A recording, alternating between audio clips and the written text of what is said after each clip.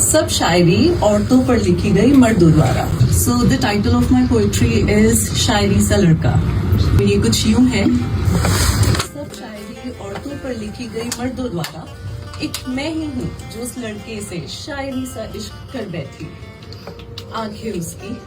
आंखें उसकी इस कदर थी हसीन कि उतर कर उनमें मैं सितारों का सफर कर बैठी।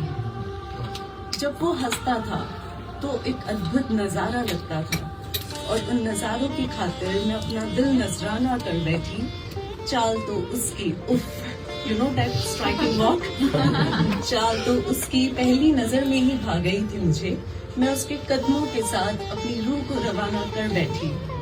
वो तो हवा का एक चंचल सा झोंका था। हाय रे, मैं अपना हाल बेहाला कर बैठी।